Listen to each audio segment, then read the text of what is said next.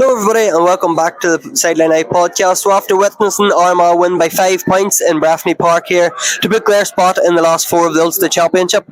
I'm joined by Cavan legend Mark McKeever, and he's going to give us his thoughts on the game. Mark, obviously from a Cavan point of view, a disappointing day, and it just didn't go their way today. Yeah, I think we were probably outplayed in the first half, all right, but I think we really went at Armagh in the second half, and the missed chances really, killed us in the end. I thought, we drove and we probably zapped ourselves out a little bit by kicking wide after wide. I think if a few of them had to go over, it could have been a nervy enough finish for Armagh. But look, Armagh played very well in the first half, had the whole damage done, and probably could sit back, soak up the pressure, and caught us on the break 2 or 3 times there, which is all they needed to do in the second half.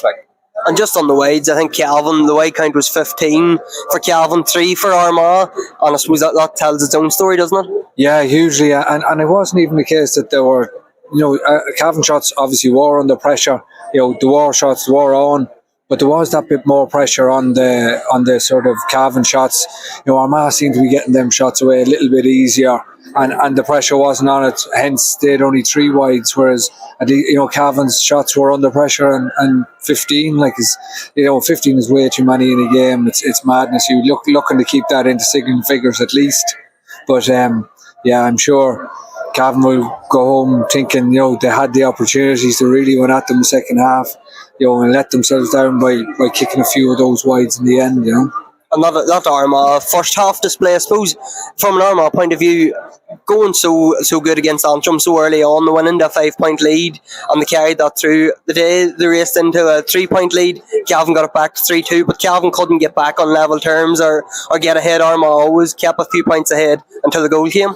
Yeah, Cavan were just sort of hanging on there. They were the same thing as sort of later on in the game. They tried 3 or 4 shots that probably weren't on, trying to chase the game, trying to bring it back to level as soon as they possibly could. But, and that sort of gave Armagh chances to get back at them. So, keeping 3-4 points ahead, and then the goal then really killed Cavan, because it meant, Cavan were hanging in there, and then the goal really sort of blew them out of the water a little bit, and probably meant it was a little bit too far for them to catch up on.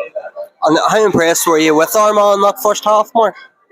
Yeah, I thought, to be honest, I thought they were very good. I thought they were physically really at the point of it, and I think they had 3 or 4 big hits. And I noted there the 2 midfielders had covered some ground and were putting in massive hits and chasing ball down. And that wasn't going to last all game long. But what they did, had done the damage already. So, they never held back. They just really went gung-ho for it. And I know that's when your panel, I suppose, really come into fore. And Armagh had 2 or 3 big players come off the bench as well to add more to the team when them boys were done. And Conor Turbot up front, he got 8 the last day, he got man of the match. He got 7 today, and I haven't seen who got man of the match. I would assume that Conor Turbot got it. He's for an Armagh attack that has Ciaran O'Neill, Andrew Murray, and Rory Gugan. Conor Turbott's really stood up this year, and he's maybe nearly the star attraction now in that forward line. Yeah, I think the focus has sort of turned a little bit to him with Rian being out for a few games and stuff like that. So he's really relished that chance and has took it on board. I know he has come into every game he's come into before this. He's added an awful lot of energy to the games. But as he started there tonight, no one could get a hand on him. He got a load of shots away. I think he had 1 wide there at the very end, but everything else he had kicked had gone over the bar. So, he's a real threat, and he seems to be really growing into this Armagh team, as you say. And I think that's probably because, he's been let grow into it by these sort of bigger names not appearing now. Now you have, we'll see how he reacts to sort of Rian being back and boys like that coming back into the thing. But I think he'd done very well with Andrew Moran as well. The 2 boys played very well off each other. So there will be hard men to track in there. And obviously speaking now, Mark, we don't know who they play next, but it's either Down or Donegal, and possibly and hopefully from Armagh point of view, an Ulster final to look forward to. How far do you see Armagh going in this Ulster Championship? Do you think can they reach the final, and are they good enough to win it? Oh, they can. I think as like we say, you're on the right side of the draw and everything for it, but you still have to go out and you still have to beat these teams that are put in front of you. And every team you face on this side of the draw has an eye on getting to that Ulster final. And look, I think momentum has a huge part to play in anyone's sort of trip to a final. And And yes, you talked about, everyone talked about how good Antrim were the first day.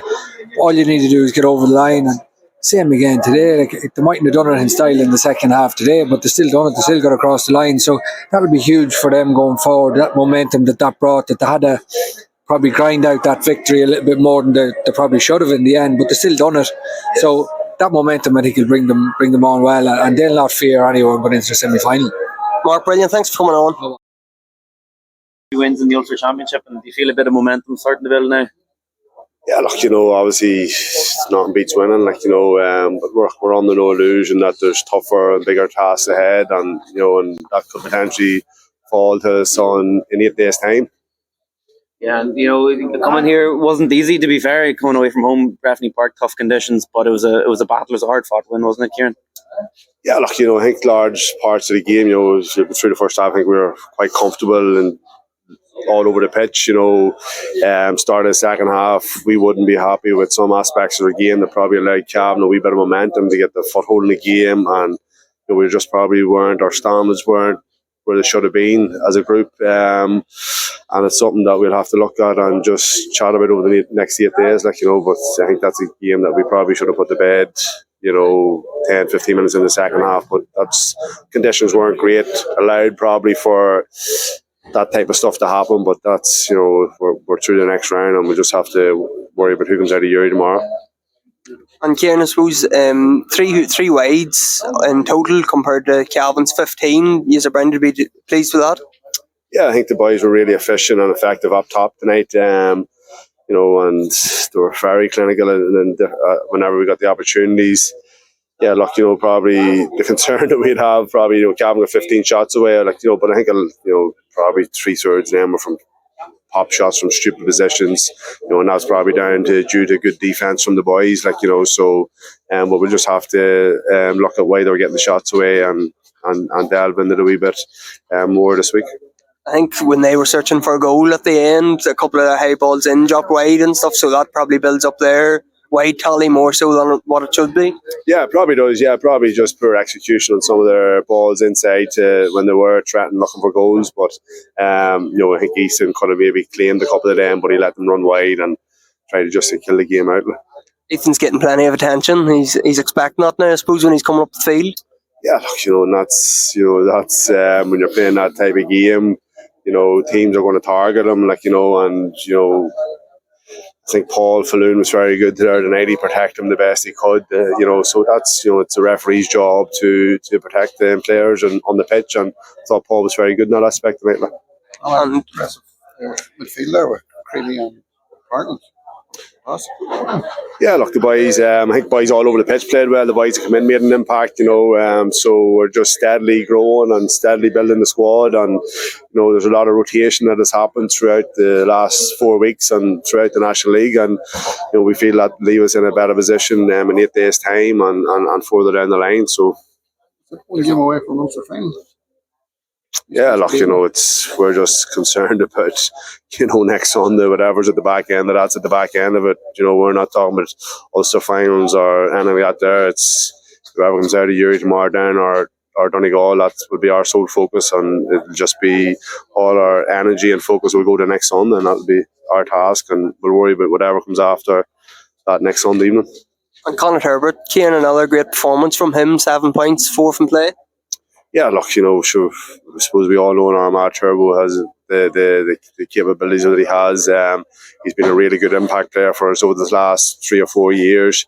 Now he's got an opportunity with some boys that have been out injured, and and it's up to them boys now to come and put him back out. How is everything on the injury front, Ciaran? Obviously, James Morgan, Tiernan Kelly, Barry McKeever all missed today. Yeah, look, there's nothing really a major concern. I said it from day one, we're thinking further down the line. If we hadn't that safety net of the Super 16s, you probably would have seen them boys out on the pitch tonight. But we just felt that it wasn't a match that we needed to risk them in and to put them in jeopardy for maybe 5 weeks down the line. So it's a call that we made. How good is it to see Rian O'Neill out there, and not just out there, but making a Wonderman save at the end, 2 minutes to go? Have you ever seen a forward pull something like that off? He does that. He does that every day to training.